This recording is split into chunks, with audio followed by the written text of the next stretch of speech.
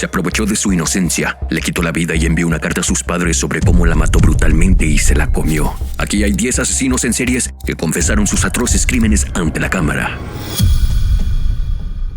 Número 10. Ted Bundy. Developed in me to the point where I began to act out on them, certain very violent and very destructive feelings. El 6 de mayo de 1975, Ted Bundy recogió a una niña de 12 años llamada Lynette Dawn Culver. Él le ofreció llevarla a casa, pero terminó llevándola a su hotel. Después de abusar sexualmente de ella, la ahogó en la bañera de su hotel y se deshizo de su cuerpo en un río. Este es solo un ejemplo de los muchos menores que Ted Bundy abusó y mató. Nacido en Burlington, Vermont, el 24 de noviembre de 1976, Ted Bundy fue un violador y asesino en serie. A primera vista, Ted Bundy parecía el hombre soñado de toda chica. Tenía una apariencia encantadora y era licenciado en psicología por la Universidad de Washington. Pero también, Ted tenía una mente oscura y retorcida, lo que lo llevó por el camino de la destrucción. 1974 fue el año en que todo comenzó, con Ted Bundy secuestrando, explorando sexualmente y asesinando a 2 mujeres jóvenes en Washington. Y cuando sus crímenes pasaron desapercibidos, Ted Bundy fue a secuestrar y violar a docenas de mujeres más, incluidas menores. Encontró sus víctimas conduciendo por diferentes partes de Estados Unidos. Luego, ofrecería llevar a cualquier mujer que encontrara sexualmente atractiva. Cuando entraban, las dejaba inconscientes, abusaba sexualmente de ellas y las estrangulaba hasta la muerte. Luego, arrojaría los cadáveres a la carretera y se marcharía.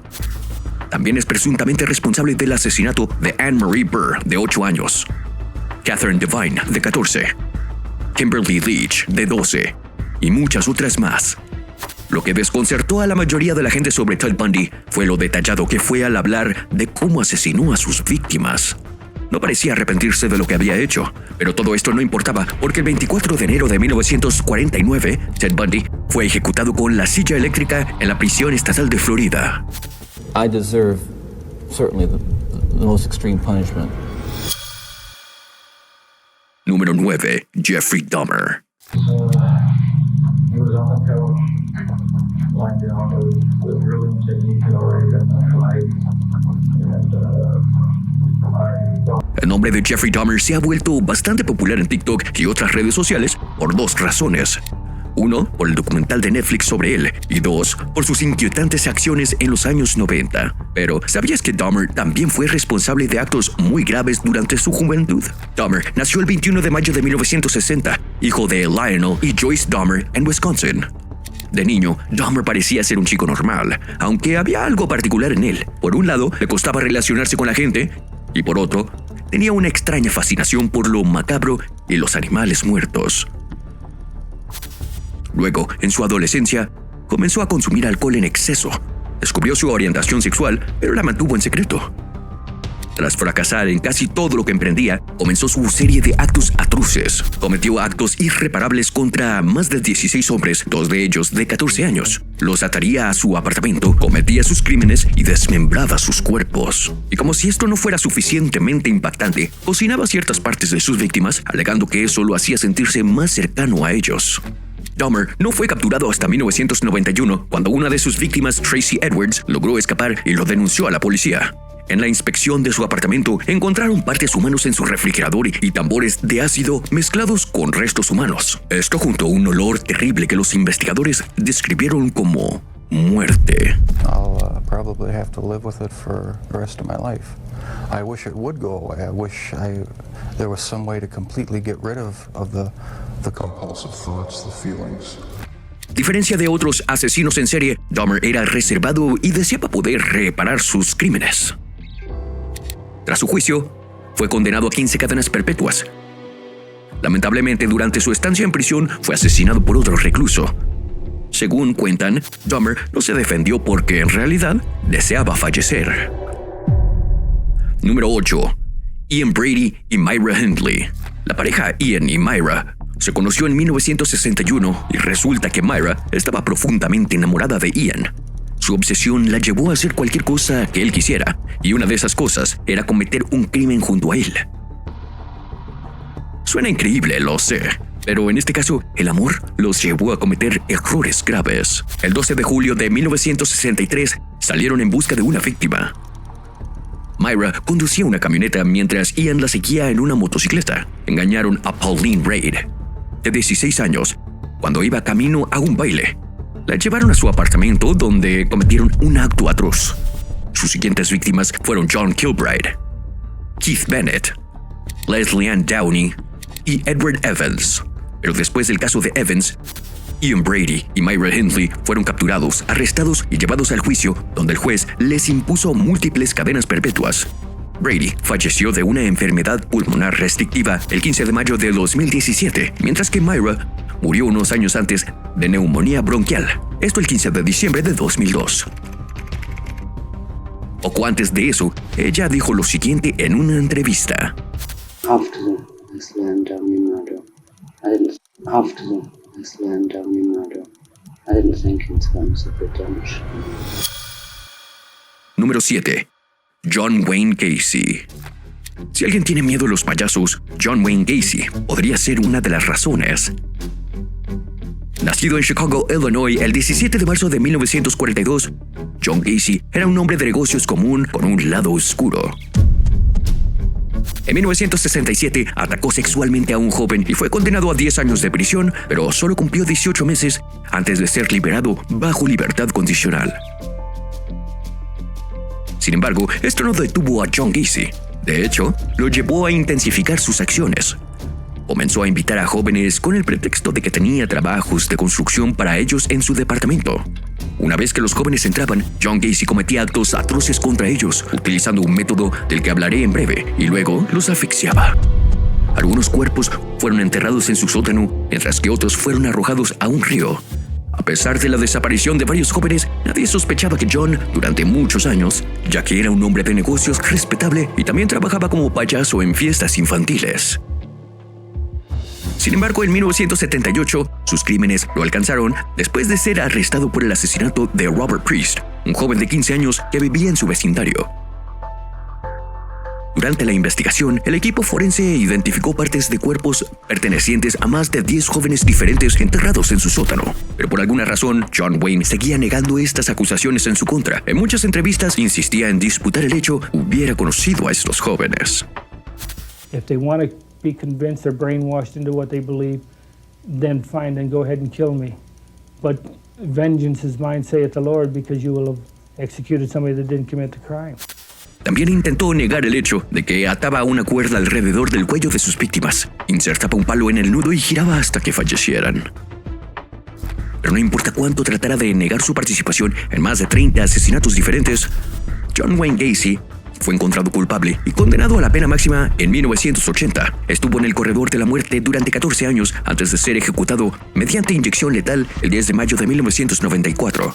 Durante estos 14 años en el corredor de la muerte, John Wayne Gacy seguía negando haber conocido a las víctimas. Entonces, ¿podría su historia ser un caso de trastorno mental crónico o simplemente estaba ajeno a sus propios crímenes? Look over the photos. I have no recollection of any of them. Never met them. Número 6. Albert Fish. Este siguiente asesino te va a provocar escalofríos. Albert Fish nació el 19 de mayo de 1870 en Washington, D.C.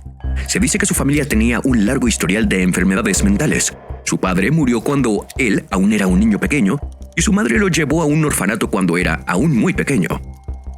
Pero mientras estaba en el orfanato, Albert Fish fue torturado y abusado sexualmente. A la edad de 12 años comenzó a disfrutar de esta tortura y unos 2 años después abandonó el orfanato y se reunió con su madre. A los 20 años, Albert se había convertido en trabajador sexual, pero al mismo tiempo desarrolló un fetiche por abusar sexualmente de menores de 5 años o menos. Por muy loco que parezca, Albert también abusó de sí mismo. Insertaría agujas y clavos en la longitud específica de su abdomen e ingle.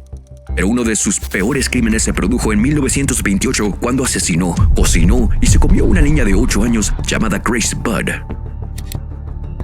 Albert era cercano a su familia y fingió invitar a la pequeña al cumpleaños de su sobrina, pero en realidad no había ninguna sobrina y Albert cometió el mal acto. Después escribió una carta sádica a la madre de la niña, describiendo en detalle lo que había hecho con su pobre cuerpo. La llevé a una casa vacía en Westchester que ya había elegido. Cuando llegamos ahí, le dije que se quedaría afuera. Ella recogió flores silvestres. Subí a las escaleras y me quité toda la ropa. Sabía que si no lo hacía, les mancharía con su sangre. Cuando todo estuvo listo, me acerqué a la ventana y la llamé. Me escondí en un armario hasta que ella estuvo en la habitación. Cuando me vio todo desnudo, se puso a llorar y trató de correr escaleras abajo. La agarré y ella dijo que le diría a su mamá. Primero la desnudé, y vaya como pateaba, mordía y arañaba. La estrangulé hasta matarla y luego la corté en trozos pequeños para poder llevar mi carne a mis habitaciones, cocinarla y comerla. Qué dulce y tierno quedó su trasero asado en el horno. Me tomó 9 días comerme todo su cuerpo. La carta fue rastreada hasta Albert, al igual que otros crímenes. No se arrepintió de sus actos. Él dijo que una fuerza superior lo instruyó a cometer actos inconfesables y que nadie es un santo. Finalmente fue condenado a la pena máxima y ejecutado el 16 de enero de 1936.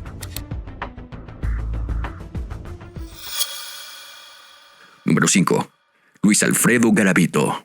I ask the Colombian people to forgive me, to give me the opportunity which maybe I deprived many people of. Luis Alfredo Garavito es un asesino en serie colombiano nacido el 25 de enero de 1957. Cuando era niño, Alfredo fue abusado por su padre mientras presenciaba la infidelidad de su madre. Entonces, cuando creció, desarrolló un fetiche por los niños pobres que necesitaban ayuda en las calles de Colombia o los huérfanos. Entonces Alfredo se llevaba a estos pequeños con el pretexto de ofrecerles dinero, comida y ropa. Pero en realidad los llevaría al bosque, los abusaría sexualmente, los torturaba y luego los asesinaba. Pero no fue solo el hecho de que estas cosas importaran, sino cómo las hizo lo que lo empeora. Alfredo era alcohólico y siempre se encontraba con una botella de licor en las tumbas de sus víctimas. A veces les cortaba el cuello, los decapitaba y les cortaba los genitales y se los daba a comer a la víctima mientras todavía estaban vivos. Eso simplemente es repugnante, pero ni siquiera es lo peor de las cosas. En abril de 1999, Alfredo secuestró a un niño de 12 años llamado John Ivan Sabogal, a quien llevó al bosque, lo ató y comenzó a molestarlo. En el proceso, otro niño lo vio y comenzó a lanzarle paradas a Alfredo para detenerlo en el acto repugnante. Pero Alfredo, enojado, persiguió a este niño hasta una granja donde se perdió. Sabogal fue encontrado por la policía y después de descubrir cómo era el hombre, Luis Alfredo Garavito fue arrestado. Sin embargo, su arresto fue solo el comienzo de otra historia. Alfredo negó los cargos por su contra, pero después de 18 horas de interrogatorio, se rompió en llanto y suplicó clemencia por sus crímenes. Confesó haber matado a solo 80 niños jóvenes, pero tras una investigación más profunda, se descubrió que Alfredo en realidad abusó sexualmente y asesinó a 140 niños jóvenes, con más de 36 enterrados en el mismo lugar. Y después de ser juzgado por estos asesinatos, Alfredo fue sentenciado a 1.853 años de prisión, la sentencia más larga dictada en la historia de Colombia. Pero debido a una ley que limita la sentencia a solo 40 años, la sentencia de Alfredo se redujo a solo 22 años. Un hombre que mató a más de 140 menores y solo cumplió 22 años de prisión. Y la cantidad de años podría ser menor si exhibiera un buen comportamiento. En 2021, un juez colombiano rechazó su petición de liberación y no se sabe cuándo saldrá. Very likely that Garavito would be released. Not only likely, it's inevitable. There is no such thing as life without parole. There is no death penalty. Número 4. Dennis Nielsen. And the guard hauled the body out onto the floorboards, put it on the sheet, And then come out. Dennis Nielsen, a menudo referido en las redes sociales como el Dahmer británico, nació en Escocia el 23 de diciembre de 1945. Y al igual que Jeffrey Dahmer, Dennis era un asesino de serie y caníbal, pero radicado en Londres. Historias de las atrocidades de Dennis comenzaron en 1974, cuando atrajo a un niño de 14 años a su apartamento para tomar un par de copas. Tanto el joven como Dennis se durmieron después de tomar unas copas, pero cuando Dennis se despertó por la mañana, no quería que el niño se fuera, así es que lo obligó a quedarse, y con eso, quiero decir, lo mató. A partir de ahí, Dennis mató a muchos más adolescentes, atrayéndolos a su apartamento. Después de matarlos, realizaba algunos actos depravados, como masturbar sus cadáveres, dormir junto a ellos o acostarse sobre ellos mientras miraba la televisión. reveló que el motivo de este comportamiento psicótico suyo era satisfacer su soledad y sus impulsos sexuales. Se les reveló que después de asesinar a estos niños, mantendría sus cuerpos debajo del piso de madera de su apartamento, y si alguna vez los extrañaba, cargaría el cadáver semipodrido y se acostaría junto a él. Encuentro que el caso de Dennis es el de un hombre con extrema soledad, pero eso no justifica las cosas sádicas que hacía a esos niños inocentes. Y no fue hasta 1981 que sus malas acciones comenzaron a alcanzarlo. En octubre de 1981, dejó atrás su antiguo departamento, pero primero exhumó a todos los cuerpos debajo de su piso de madera y los quemó en el bosque detrás de su departamento. Para ocultar el olor a carne quemada, arrojó un neumático al fuego, y debo decir, fue efectivo en cierto sentido. Pero al mismo tiempo, las cosas que hacía en su nuevo apartamento no eran tan inteligentes. En su nuevo apartamento, Dennis continuó asesinando a niños jóvenes, pero esta vez no había lugar donde esconder los cuerpos. Entonces los desmembró y guardó las partes de sus cuerpos en bolsas de plástico. Al mismo tiempo, durante el proceso de desmembramiento de sus cuerpos, se desperdiciaron algunos trozos de carne y huesos, y Dennis intentó tirarlos por la cadena y tirarlos por el desagüe. Se bloqueó casi repetidamente el sistema de drenaje de todo el complejo de departamentos. Los vecinos comenzaron a quejarse y cuando llamaron a los plomeros para que revisaran el problema, se encontraron partes de un cuerpo humano. Luego, intervino la policía y no pasó mucho tiempo antes de que se rastreara la evidencia hasta el apartamento de Dennis. Fue arrestado, acusado ante el tribunal y condenado a cadena perpetua. Pero después de luchar contra problemas de salud mientras estaba en prisión, Dennis terminó muerto en 2018 a la edad de 72 años. All gone. Everything's gone. There is nothing left. But I still feel a spiritual communion with these people. Número 3. Anthony Kirkland. And I am responsible for the death of those 4 young ladies. I do not even know why I did it. A Anthony Kirkland se le conoce como el monstruo americano, y descubrirás por qué en un minuto. Nació en Fort Campbell, Kentucky, el 13 de septiembre de 1968. Después de su nacimiento, se mudó con sus padres a Cincinnati, Ohio, donde pasó la mayor parte de su vida. Pero también en esta localidad, Anthony Kirkland acabó matando y abusando sexualmente al menos 4 niñas menores de edad.